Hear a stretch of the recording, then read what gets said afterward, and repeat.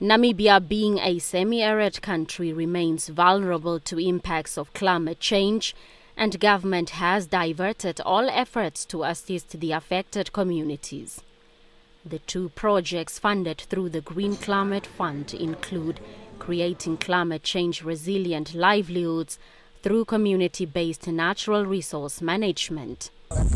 As more than half of Namibia's population reside in rural areas, the project intends to reduce impacts and to include climate adaptation responses into local practices. The other project is the climate resilient or conservation agriculture in 3 of the most affected northern crop growing regions. The mobilization of this project is one of small but significant part of these measures, and particularly targets the increased resilience of our rural communities to climate change. If you look a little more closely at these projects, we can clearly see that they will directly and indirectly benefit our rural communities.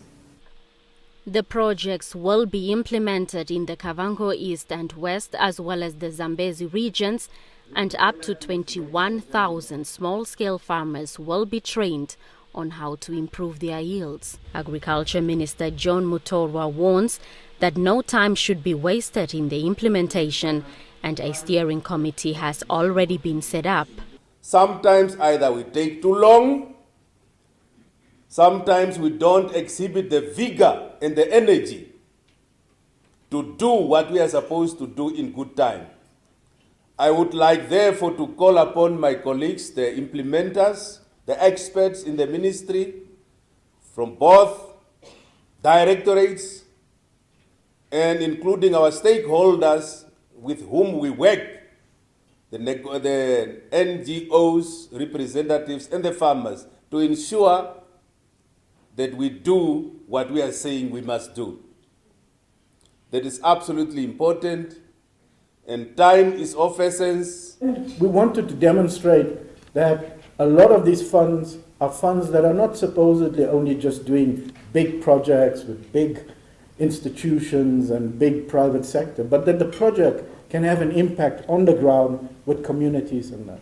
The Environmental Investment Fund has new projects worth $750 million in the pipeline, with the hope of approval by the Green Climate Fund. Blanche Correses, NBC News.